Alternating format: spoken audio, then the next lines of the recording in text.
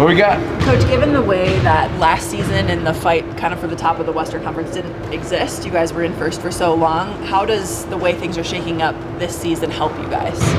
Well, I'm going to really hate saying this, but I think our guys got a little bored last year. You know, we took over, I believe, first place in the West from Memphis maybe second or third week of December, and then we kind of had it throughout. And I think there were stretches where our guys were just kind of like, let's just get to the playoffs. This year is totally different. I mean, you watch, OKC get beat last night. You watch Minnesota get beat last night. Clippers haven't lost, seems like in forever. And then you wake up and you see the standing is a four-way tie for first place. So I think the difference is, for me, every game, like, there's so much riding on every game. And we have 4 to go before the All-Star break. And coming out of the break, we have 27 to go. So obviously I think that it maybe helps our guys stay a little bit more locked in and engaged, knowing that you drop a game, you could go from first to fourth. You drop 3 or 4, you have SAC, you have New Orleans, you have Dallas, you have Phoenix. All those teams are playing well at the same time. So hopefully it allows our guys just to be more engaged and understand that we don't have that margin that we had last year. It's a different year. Michael, your bench, if you had to start the playoffs today, where would your trust level be? And obviously it's a nice luxury to have another couple months to get that figured out. But just where is that evolution coming on the bench? Yeah, I think it's coming along nicely. I mean, just look at Peyton Watson. Last 2 games, Peyton has closed out the fourth quarter and impacting the game across the board. Defense, rebounding, shot making, attacking the basket. I think Christian Braun is a guy that came off of a great game against Portland, and now helping him just find a way to be more consistent. I think Reggie's been really good the whole year. You know what you have in Jamal, and then whether it's DeAndre Jordan or Zeke Naji at that 5. But then when you get into the playoffs, like we did last year, that rotation is going to be cut down. It just, the way it happens, you get into a series and you find a group of 8 guys, maybe 8.5 guys that can maybe go out there and win you a series. But we committed to playing young guys, and you look at Peyton, Christian, Julian prior to him getting hurt, Zeke early in the year, they're all getting rotation minutes, and that's going to be really important to their development, not just this year, but just moving forward and looking down the road. After Game 4 of the conference finals, it was a special moment, right, for you guys. Will you think about that at all when you get back there, those moments, in that series? Nothing? No. Nothing comes to mind? Nothing, over that? No, this is obviously Game 2 against the Lakers for us.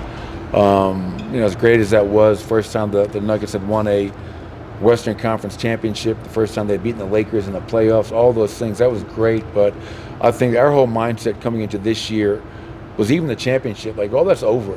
This is a new team, a lot of new faces, and a new challenge. And so this is an opportunity for us to find a way to steal some games going into the All-Star break. And it's going to be an emotional night. Obviously, the Kobe Bryant statue unveiling prior to the game, Mamba night. Obviously a well-deserved recognition for one of the greatest to ever do it.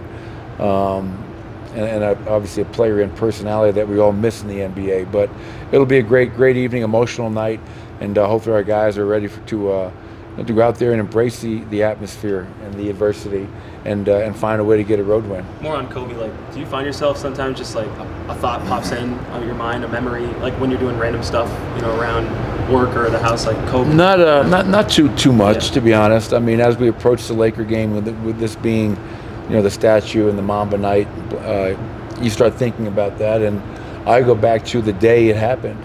We had a home game, it was an afternoon game against Houston, I believe, and I was in my office, and one of the coaches came in and said, "Hey, I'm not on." He goes, "Have you heard?" I go, "Heard what?" He goes, "There are reports that Kobe was in an accident," and we're all like, "No way." And then, sure enough, I went in. It was one of the weirdest locker rooms I've ever walked into. We're getting ready to play a game, and the reality of Kobe Bryant tragic passing with his daughter, and all the other people that were in that helicopter, the tragic accident. And then trying to get our guys to go out there and play a game. I mean, Kobe is a guy that so many of our guys have looked up to, and he was, a motivating factor in their own careers. So that was a really tough day, and so it's cool to be a small part of the Lakers honoring him, which is going to be, just a great to be a small part of that. mentioned Christian the last game. You said he's at his best when he's playing with energy, diving to the floor for loose balls. He entered this year with a lot of new responsibilities, taking the ball up, running pick and roll. As a young player, especially, do you think it's hard to have new responsibilities and have new things you're thinking about while also prioritizing what you do well? Yeah, because I think what happens is, when Jamal went out with injury, Reggie started, and then we were playing Christian as our backup one at times. And in fairness to Christian, he did a really good job, but that's probably a big ask, for a guy that's never really played that position to play it in the NBA, in games that we are trying to win. And again, when I say that, he did a fine job, but it's probably more on me. But I think part of Christian finding himself is getting back to being true to himself. Staying with, and last year he had the luxury of what? He was playing with Bruce, Jamal, Reggie, Jeff, and Aaron, in that playoff run. And this year, a lot of the season, he's been out there with Reggie, Julian, a rookie, Peyton, a rookie, and Zeke, a young player, and/or DJ. So a completely different group around him. And, whether it be at Kansas or here, and like any player, you're going to be a better player when you're out there with, great players around you. But I think him just kind of reminding himself, and we had a great meeting the other day, and he just understands that I got to get back to doing what I do. What made me a winner in high school, what made me a winner in college, and what made me a winner last year as a rookie in the NBA. And I think last game against Portland, he did that. I don't want him to be perfect. I don't want him playing afraid to make a mistake. I want him to be aggressive, physical, disciplined. He's an intangible guy, and he's got to live up to all those intangibles. Can you give us a quick synopsis of the Dodgeball game today? Yeah, it was a split, 1-1. Mm-hmm. Yeah, the players came out on fire. I felt targeted. I took it a little personally. Jamal got me first game. Joker got me second game. And the smiles on their faces were a little disturbing when they did that. So it was just, these are the dog days. We're just trying to find different ways to get guys loose, bring some fun to the gym, and then get into practice. Light practice, obviously, but this time of year, I think you got to find ways to keep it fresh. And the players enjoyed it. Was it players versus coaches? Yes. Yeah, so 1-1. We didn't go to a rubber match. I didn't want the players going to LA disappointed. So we kept the positive vibes going. With Reggie, his shooting splits have been down since around Christmas compared to what they were when Jamal was hurt, for instance. Is that part of that the same thing with Christian, where he's playing with those other starting guys and that can sort of just help with his looks? Or are you still liking the looks that he's getting overall? Yeah, no, I tell you, if you guys dig into our wide open percentages, wide open three-point percentage, or open three-point percentage, we're generating great looks, which is all I ever care about. And as a team, we have not shot the ball well. You look at Michael and KCP, those guys are great shooters, and you can tell right now guys are tired. But with Reggie in particular, I think when I'm out there with Nikola Jokic, the shots I'm getting are going to be wide open looks. And then I also think that Reggie's played a lot of minutes for us this year. I think there's also some heavy legs, some fatigue throughout the roster, and that's why we have to find a way to dig deep these last four at LA, at SAC, at Milwaukee, and home against SAC to go into the break feeling good about ourselves. But yeah, fatigue is real. These guys are tired. We played a lot of basketball, and we just got to find a way to get through it. Coach, obviously the trade deadline is coming up tomorrow. I know you spoke about it on Sunday, but just when you're going around to certain guys, when you're talking to certain guys, just what do you say to them in situations like this, even though it's not expected to be this massive event? Yeah, I haven't spoken to anybody.